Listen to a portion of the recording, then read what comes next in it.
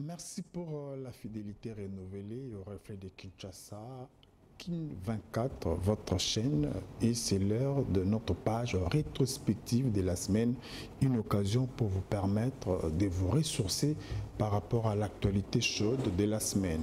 Analyser, développer l'essentiel de ce qu'a été l'actualité de la semaine, mais un exercice que je ne fais pas seul, je le fais aujourd'hui avec Maître Papi Mbaki, cadre d'ensemble pour la République, à qui nous disons bienvenue chez Kin 24, Maître. Merci beaucoup, M. Ali. Bonjour, bon dimanche à vous. Merci beaucoup, Maître. Nous allons parler de l'actualité qui commence d'ailleurs avec la marche que l'opposition a organisée hier, à laquelle votre parti politique a pris part. Relatez-nous un peu en attendant qu'on voie les images, ce qui s'est passé concrètement. Merci beaucoup, monsieur le journaliste.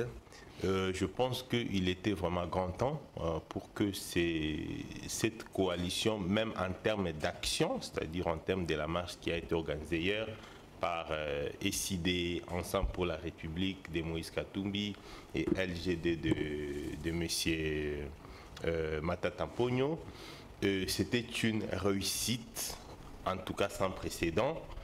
Parce qu'aujourd'hui, la marche d'hier a prouvé réellement que le peuple n'est pas avec Tshisekedi.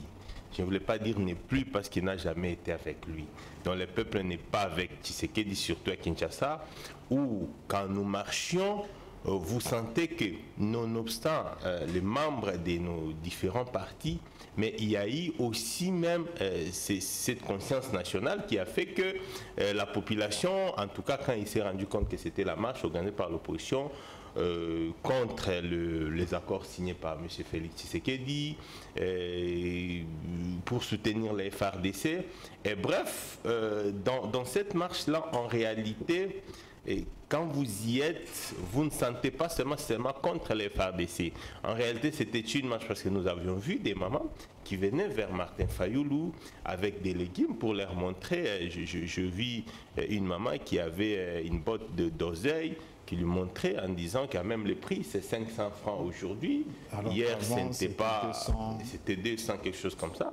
Et voilà, ça prouve à suffisance qu'il y a ça ne va pas et que l'opposition doit être unie pour faire son travail de faire pression au gouvernement, au régime en place de mieux faire. Et non seulement cela, son travail de prendre la relève. Donc la marche d'hier a été vraiment une belle photographie de ce que va nous présenter les résultats en 2023, surtout ici en 2023, en décembre. Donc espérons très clairement que ce sera le cas. Ouais. Suivons d'abord en image la marche et on revient au plateau pour analyser.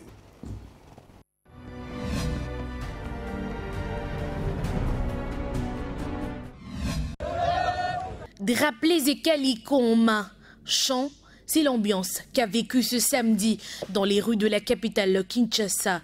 La population est venue répondre à l'appel de l'opposition congolaise et des différentes structures réunies au sein des mouvements citoyens.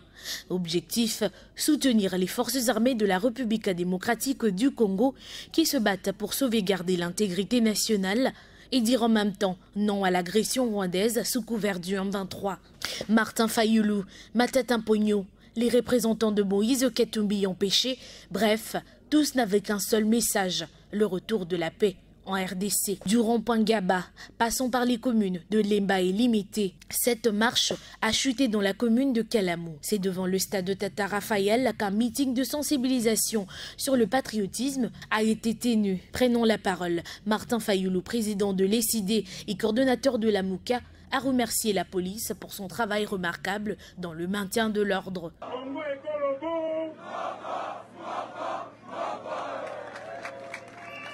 Libosoto banda koloba nalingi bobete la police nationale maboko betela bango maboko kasimbi bendele ya mboka soki tozalaka boye tokobima mboka na biso mosika eza boye te bokoyebisa ndeko Félix Tshisekedi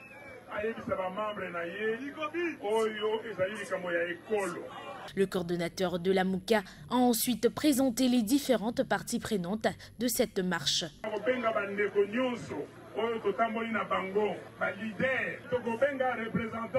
Il y a le président Moïse Katumbi, il y a Ensemble pour la République. Honorable Bolenge Tenge, Nakobenga, Ndeko, Seth Kikuni, Piazali, président et la parti. Cette marche de résistance patriotique a vécu non seulement à Kinshasa, mais aussi dans d'autres villes de la République démocratique du Congo.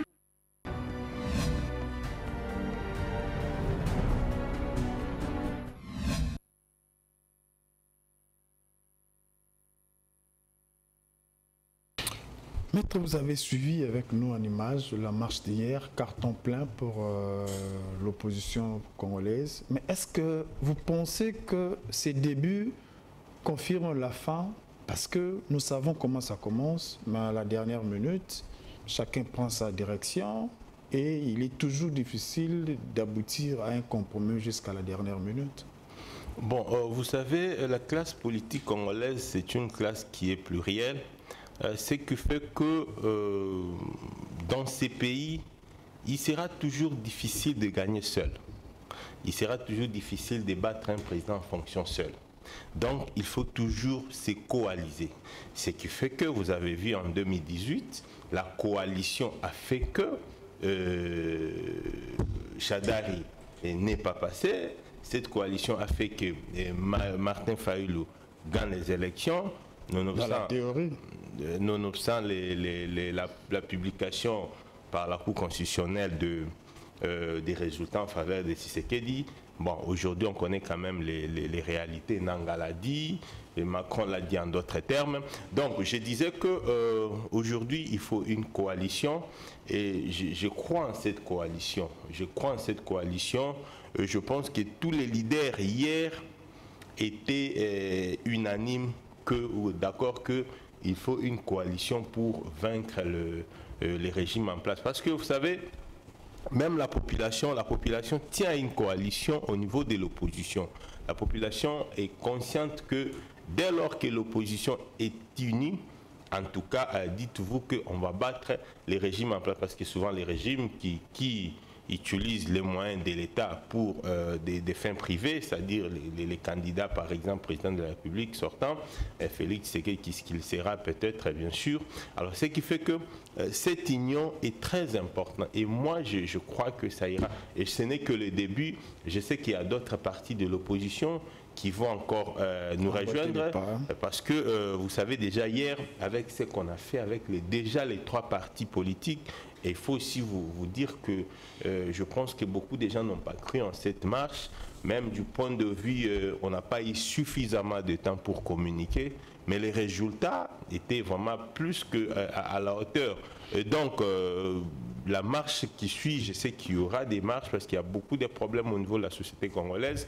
Les marches qui vont suivre de l'opposition unie, et vous allez voir que ça sera peut-être 3 ou 4 fois plus que la marche d'hier. Oui, là vous annoncez déjà une prochaine marche, mais dites-vous que si vous avez été autorisé à marcher, c'est parce que vous défendez la cause de FARDC d'abord. Et il y a quelque chose à souligner. Pour une fois, Martin Fayulu ou les manifestants hier ont reconnu le travail abattu par la police, quelque chose à mettre dans l'actif du chef de l'État actuel. Bon, écoute, moi j'ai toujours dit ceci, lorsqu'un chef d'État travaille bien, c'est normal. Il faut l'applaudir. Non, c'est normal. Lorsqu'il ne travaille pas bien, c'est anormal. Parce que le rôle de la police, c'est lequel c'est de pouvoir protéger la population et l'air bien. Alors, si les policiers remplissent cette obligation-là, c'est vraiment normal. Nous ne pouvons pas dire même pas en parler. On peut ou ne pas en parler, mais si elle ne travaille pas bien, là on va en parler. De toutes les façons, le droit de manifester, c'est un droit constitutionnel. Si jamais dans les prochains jours on ne nous autorisait pas, ça sera le forcing. Parce que c'est un droit, de toutes les façons, nous ne sommes même pas dans les régimes d'autorisation. C'est abusivement des fois qu'on parle d'autorisation. Nous, si nous voulons demain, après-demain encore manifester contre toute raison, nous allons juste informer l'hôtel de ville et à lui de pouvoir prendre ses dispositions pour nous sécuriser. Et si l'hôtel de ville a estimé qu'il va nous interdire, nous allons prendre toutes nos responsabilités et surtout que nous sommes dans la logique de l'unité de l'opposition. Et voilà. Unité de l'opposition, une dernière question, maître, avant de prendre ce deuxième reportage. Grand absent, c'est le leader Moïse Katumbi. Pourquoi Fayulu était là, une grande délégation de Matata qui l'a personnellement conduit, mais on attendait aussi voir personnellement Katumbi. Bon, c'est juste un problème d'agenda. Je crois que le président a d'autres agendas qui a fait peut-être qu'il ne soit pas là physiquement, mais son parti a été bel et bien représenté. Nous y étions là. Le secrétaire général d'Ensemble pour la République qui gère d'ailleurs le parti au quotidien, il était là. Il y avait d'autres députés nationaux, provinciaux d'Ensemble pour la République, et j'ai vu Daniel Safou, Honorable Moukeba et les autres. Et nous étions là. Je pense qu'il n'y a pas de problème quant à ce, mais je pense que dans les autres jours à venir, s'il s'avérait que le président Moïse Katumbi est ici à Kinshasa et qu'une marche est organisée par l'opposition, il en prendra part sans problème. Merci beaucoup, maître. Je rappelle que vous êtes au cadre d'Ensemble pour la République, maître Papimba, qui prenons cette deuxième sélection de la semaine.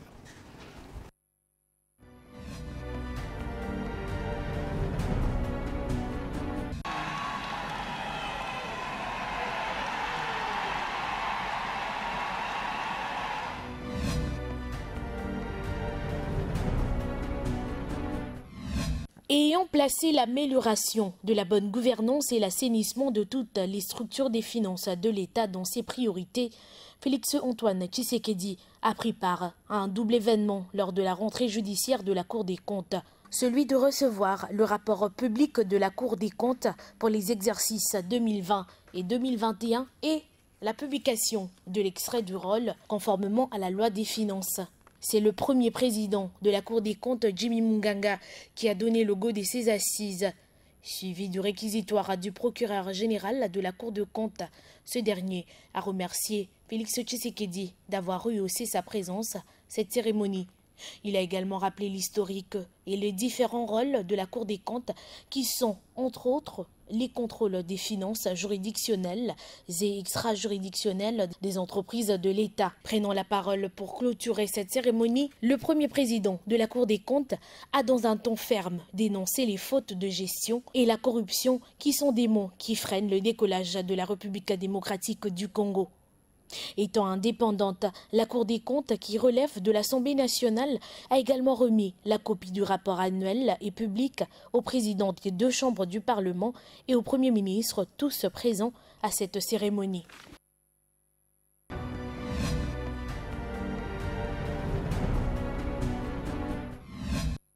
Vous avez dit au début, si à applaudir, applaudissez.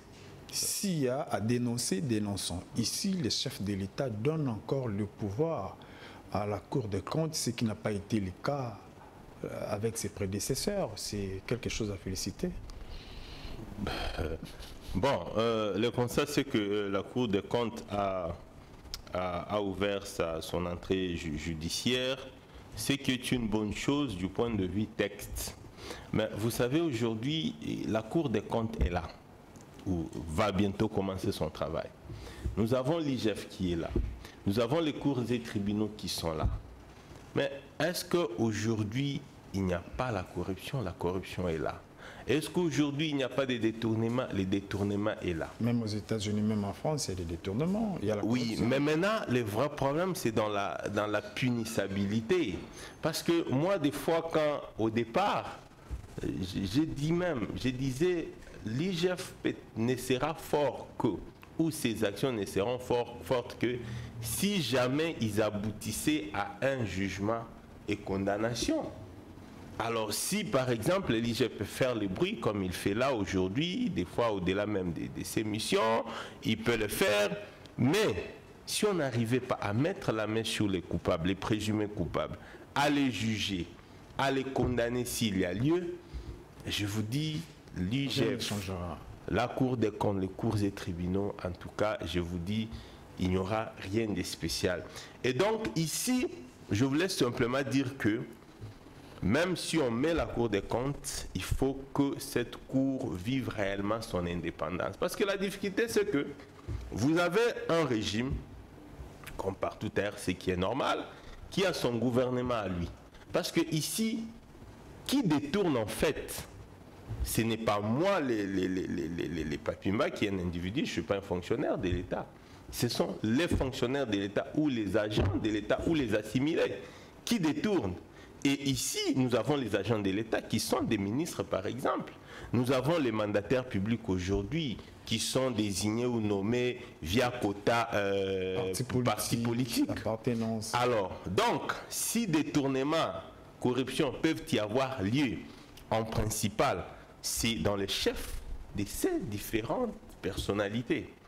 Or, ces différentes personnalités aujourd'hui, on dit qu'ils sont des lignons sacrés.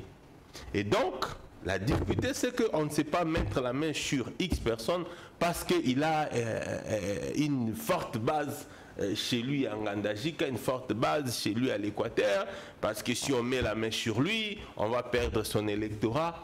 Vous voyez, c'est très compliqué dans les contextes actuels. Donc aujourd'hui, nous devons dépolitiser en fait les institutions. Mais on le voit déjà, on voit les gens passer à Makala, on voit M. Jules Alingue était arrêté, dénoncé, envoyer les gens à Makala, au parquet, c'est quand même un début soutenable. Non, vous savez, envoyer quelqu'un à Makala, et puis par la suite lui accorder... Vous savez, quand l'IGF présente les faits, même si vous n'êtes pas juriste, vous sentez la gravité, vous sentez la flagrance des faits.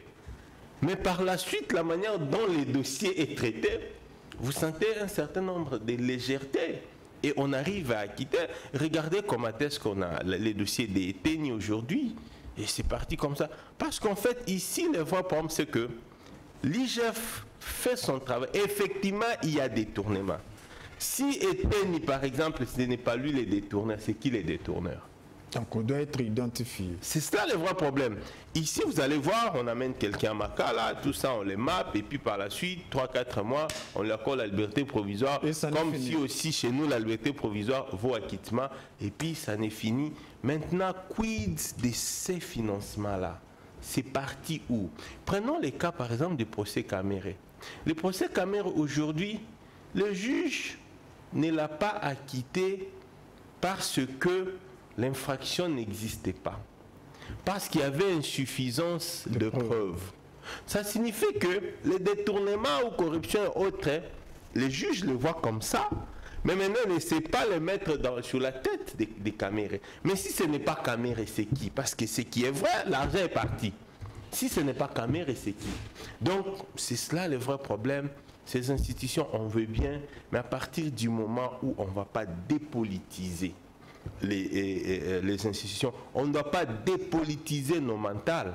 Parce que si j'ai dépolitisé mes mentales, je me dis qu'aujourd'hui, je suis issu d'Ensemble pour la République, je suis ministre de la République, je sers la République. Monsieur, vous êtes ADG, nommé sur les quotas d'Ensemble pour la République, vous devez travailler. Vous ne travaillez pas, on vous juge, on vous condamne éventuellement. Mais est-ce que Ensemble pour la République ne se sent pas dans une moindre mesure coupable de tous ces méfaits parce qu'il faisait partie du système? Bien qu'il a quitté les bateaux il y a peu. Non, vous savez, moi j'ai toujours dit, je le dirai toujours. Ensemble pour la République n'a pas géré l'État.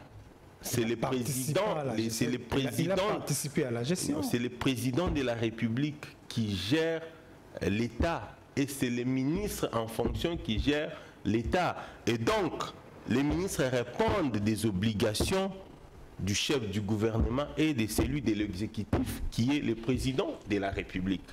Est-ce que avez-vous déjà un ministre passé dire que non, je suis en train de défendre les programmes d'Ensemble pour la République? Ça vaut pour tous les autres ministres issus des autres regroupements politiques.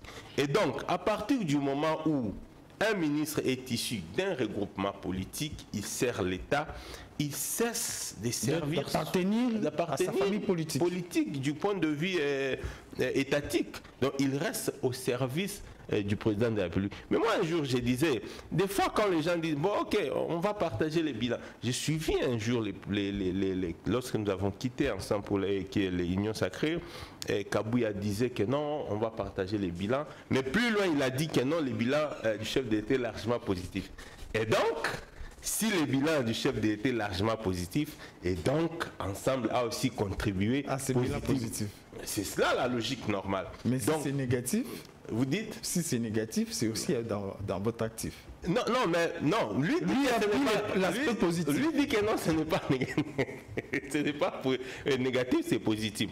Donc c'est pour simplement dire que nulle part, les ministres, hier, issus d'ensemble, hier, du gouvernement, recevaient des injonctions de la part de notre président Moïse Katumbi, moins encore de son parti, Ensemble pour la République. C'était des injonctions du gouvernement, c'était la politique du gouvernement, la politique du président de la République qu'ils exécutaient.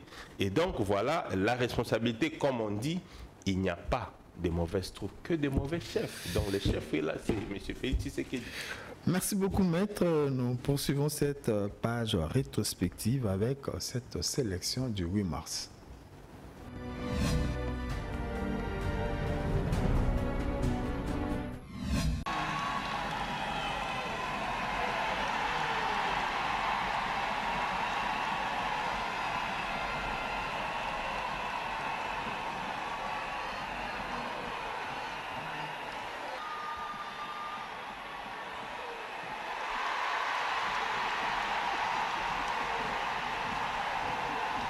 C'est dans cette ambiance électrique que ces échanges entre Félix Tshisekedi et les femmes de toutes les couches socio-professionnelles de la RDC ont vécu au Palais du Peuple. Journée du 8 mars oblige, la ministre du Genre, Famille et Enfants a loué les efforts du président de la République dans la promotion des droits des femmes de la RDC. En effet, dans son discours d'investiture, Son Excellence, Monsieur le Président de la République, chef de l'État, avait souligné, je cite, « Outre l'impact indéniable des femmes dans notre vie sociale et dans plusieurs pôles économiques, il est essentiel de réaliser la promotion véritable de nos talents féminins à des postes de décision dans notre pays. » Fin de citation.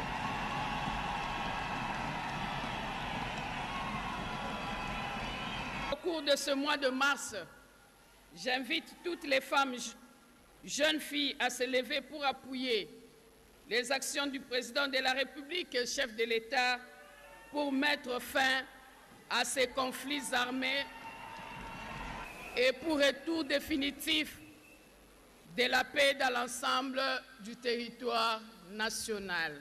Ce dialogue entre le chef de l'État et les femmes a aussi été marqué par des présentations des plaidoyers des femmes de chaque secteur de la vie nationale.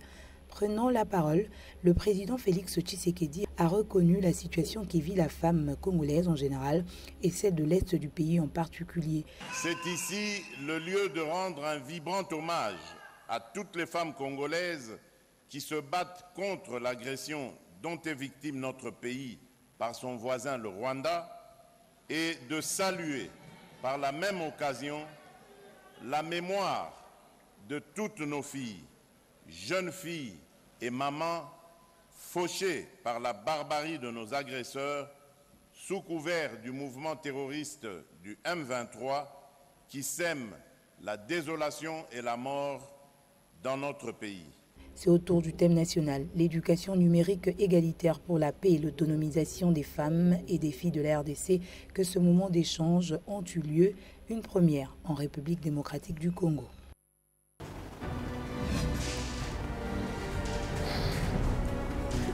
Le 8 mars a vécu, maître, vous avez suivi.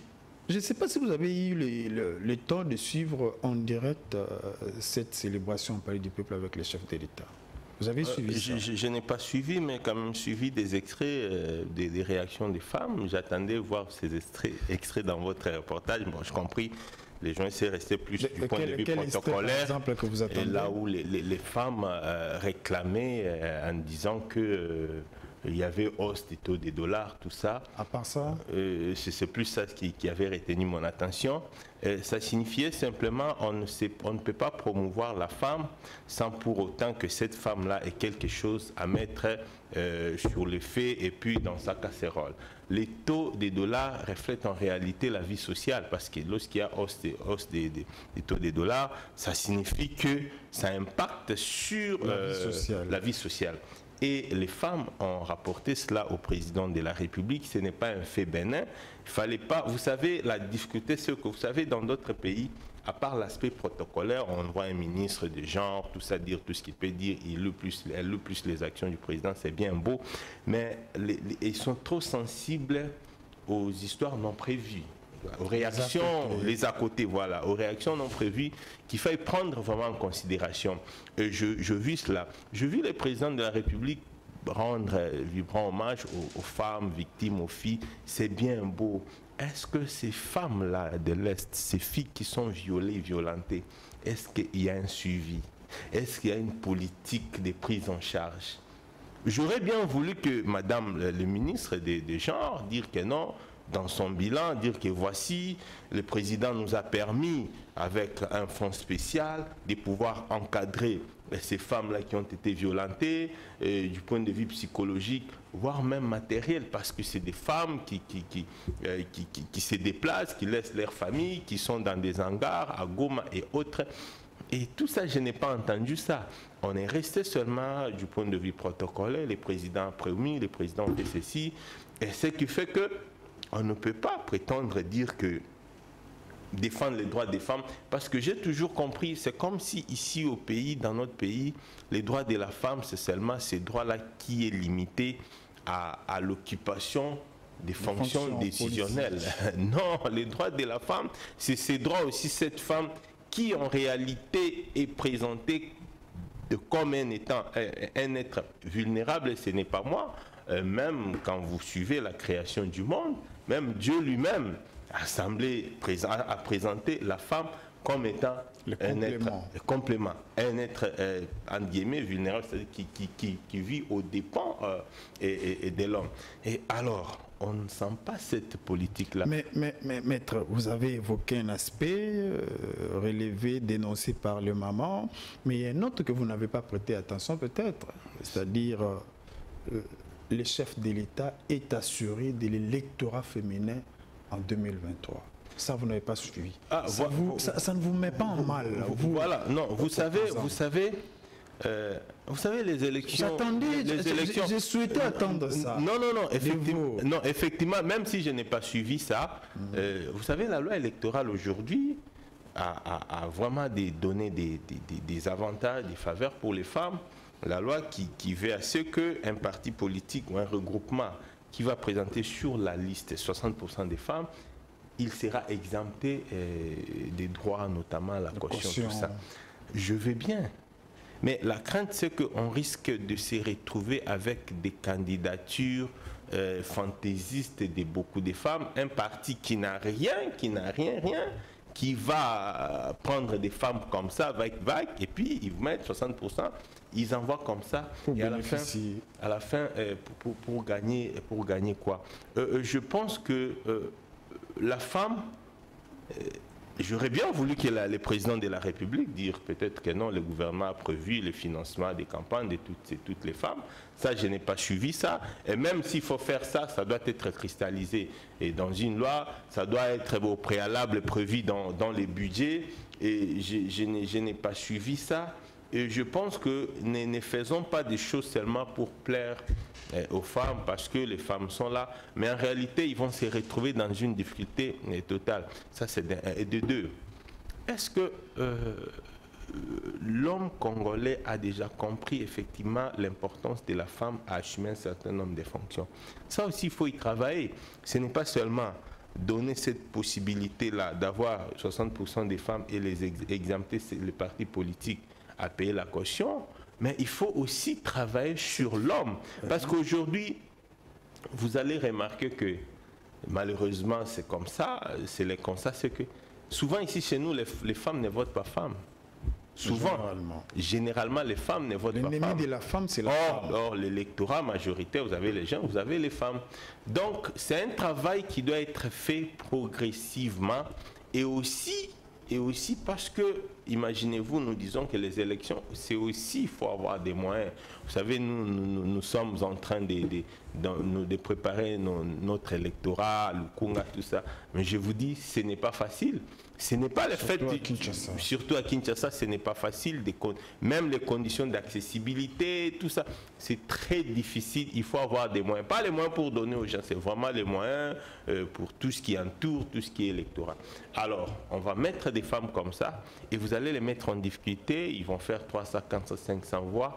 Peut-être ça pourrait bénéficier parce que nous sommes dans la logique des proportions. Vous mettez des femmes comme ça juste pour bénéficier à un homme par exemple qui a peut-être des moyens, qui va travailler. Et je pense que c'est bien beau. Moi je salue, je suis pour la femme.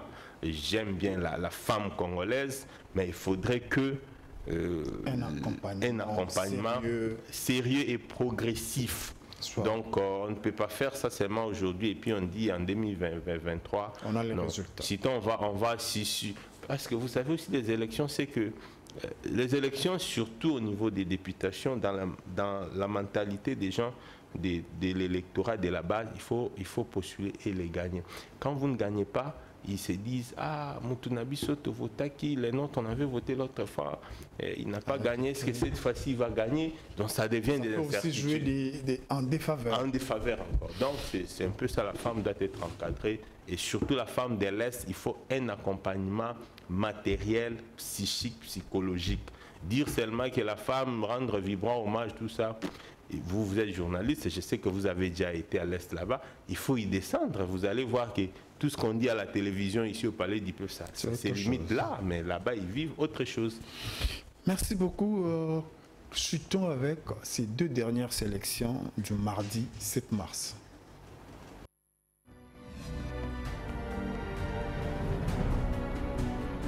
Les forces armées de la République démocratique du Congo informent de nouveau l'opinion tant nationale qu'internationale sur une énième violation, non seulement du cessez-le-feu, mais aussi du droit international humanitaire par l'armée rwandaise sous couvert du M23, intervenue ce lundi 6 mars 2023, ayant causé des morts dans la population civile et plusieurs dégâts collatéraux dans la cité de Mubambiro à Sake. En effet, vers 16h30 de ce lundi, M23/RDF ont tiré plusieurs bombes au mortier 120 mm sur la cité de Sake, dont 2 orientées précisément à la base de la MONUSCO de Mubambiro, 2 au cantonnement du contingent burundais, récemment déployé dans le cadre de l'East African Community Regional Force, EAC/RF en sigle, 2 autres dans les camps de déplacés, ainsi que 2 autres dans la cité fortement peuplée environnant Mubambiro.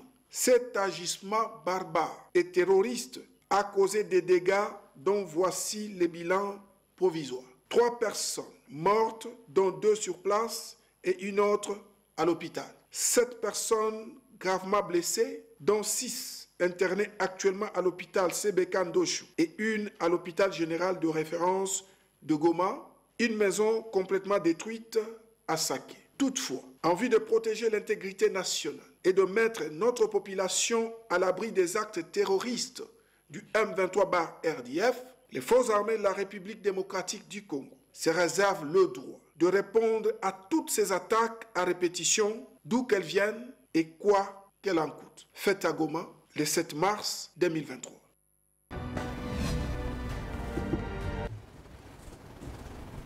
Maître, vous avez suivi l'actualité de la semaine. Ces reportages ouvrent une boîte à Pandore.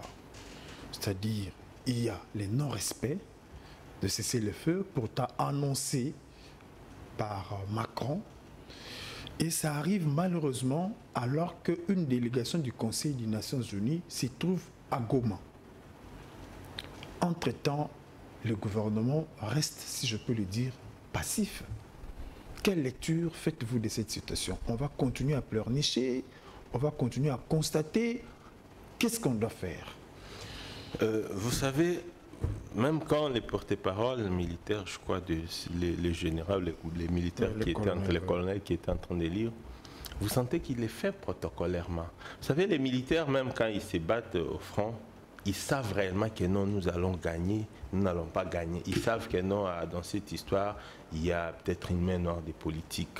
Je pense que le gouvernement, les régimes de Félix doivent être clairs. Hein? Eux-mêmes, ils ont dit, ils à la claire. Ils doivent être clairs dans cette histoire de guerre à l'Est. Soit ce sont eux-mêmes qui sont responsables de cette guerre. Pourquoi ? Très récemment, on nous a chanté en disant que non, on a levé l'embargo, tout ça maintenant. Mais qu'est-ce qui nous empêche pour nous procurer des armes lourdes, sophistiquées, pour attaquer l'M23 et mettre fin à cette guerre? Si, par exemple, eux ne respectent pas, si nous avons la force de les déloger, faisons-les. Pourquoi nous ne les faisons pas? C'est que ça pose un sérieux problème. Et je pense que le chef de l'État doit nous dire la vérité sur ce qui se passe à l'Est. Pourquoi on n'attaque pas le M23? Pourquoi il n'y a que nous qui subissons? Pourquoi il n'y a que nous qui subissons? Pourquoi c'est moi que nous qui pleurnichons? Et ces pays des Mobutu, on avait des forces armées, on avait des grands généraux. Je me pose la question, pourquoi est-ce que nous n'arrivons pas à vaincre, à gagner cette guerre, voire même la bataille? Pourquoi on n'arrive pas? Les services de renseignement. Moi, ça me fait très mal de voir les services de renseignement, ils sont là seulement parce que courir derrière contre les journalistes, contre les politiciens, des petits musiciens qui ont fait une caricature musicale, et puis voilà. Mais les services de renseignement, on appelle les services de sûreté, ils anticipent. Ils anticipent. Vous savez, moi, je suis le petit-fils des militaires maternels. Moi, je me rappelle, j'étais encore petit enfant. On était dans à Kivu là-bas, Miné, Kilem et tout ça. Donc vous étiez là-bas menacé de guerre à tout moment. Mais les services de renseignement viennent dire à mon grand-père qui était commandant bataillon, voici les informations que nous avons. Donc si on ne fait pas attention, dans 1 mois, 2 mois, dans 1 semaine, on va nous attaquer. Qu'est-ce qu'il faut? Il faut anticiper. Mais maintenant, aujourd'hui, ces services de sécurité, vous allez voir, hein, ce sont les services de sécurité, les ANR consorts, qui leur budget, c'est budgétivore. Les résultats ne suivent pas sur terrain. Les résultats ne suivent pas sur terrain. Les bureaux D sont là seulement, tracasser les gens dans des bus, je ne sais pas, ou dans des hôtels, tout et tout. Mais c'est très compliqué. Donc, je pense que le président de la République, j'estime qu'il connaît les réels problèmes de cette guerre. Et le président sait que où est-ce qu'il peut taper ou appuyer pour que tout s'arrête. Tout s'arrête. Peut-être il a peur pour des réalités que lui-même connaît. Surtout l'armée, je ne pense pas que nous avons une armée faible. Ça, c'est bon, je sais que c'est des films qu'on était en train de suivre. Je me rappelle encore à l'époque, les oies sauvages. Prenons juste ces films-là. Lorsqu'il fallait aller libérer le président Limbani, on a fait recours à des ex-militaires, à des retraités. Mais ici, nous avons tous ces militaires-là, des ex-phases et autres. Alors, si c'est un problème des militaires, il faut recourir à eux. Et je ne vois pas, il faut recruter parce que, regarde, vous n'allez pas recruter un jeune militaire aujourd'hui pour vous l'envoyer à l'Est. Il y a des militaires qui ont déjà affronté des guerres par-ci, par-là. Et vous pouvez les utiliser. Donc, il y a un problème. Ce problème-là n'est connu que par le président de la République lui-même. Ce problème-là n'est connu que du chef de l'État. C'est cette phrase de Maître Papi Mbaki, cadre d'ensemble pour le changement, qui boucle cette page rétrospective. Maître, nous vous disons merci pour la disponibilité. S'il y a un mot à placer, en 1 minute. Merci beaucoup pour la chaîne de l'occasion que vous m'avez offerte pour passer aujourd'hui le dimanche. Et je souhaite bonne fête des mois de la femme à toutes les femmes de la RDC, à toutes les femmes de Kinshasa, à toutes les femmes d'ensemble pour la République, à toutes les femmes de Lukunga et à ma fille Pajolamba qui fête son anniversaire aujourd'hui. Merci beaucoup à vous qui avez accordé attention à ces numéros. Restez fidèles sur le reflet de Kinshasa, Kin 24, votre télévision. Au revoir.